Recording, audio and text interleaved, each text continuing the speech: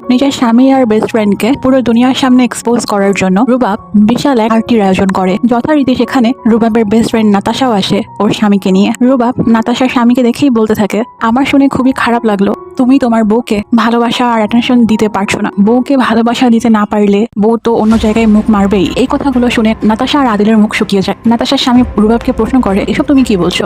এরপর রুবাব নাতাশার সেই কানের দুলটি বের করে দেখায় আর বলে, এটা তুমি চিনতে পারছো? এটা তুমি নাতাশাকে গিফট করেছিলে, যেটা গতকাল আমি আমার স্বামীর গাড়িতে পেয়েছি। এরপর রুবাব এতগুলো মানুষের সামনে জোরে জোরে বলতে থাকে নিজের স্বামী আর বেস্ট ফ্রেন্ডের অবৈধ সম্পর্কের কথা। রুবাব বলছিল, যেভাবে মানুষ জন্মদিন অ্যানিভার্সারি সেলিব্রেট করে সেভাবে আজকে আমি সেলিব্রেট করছি।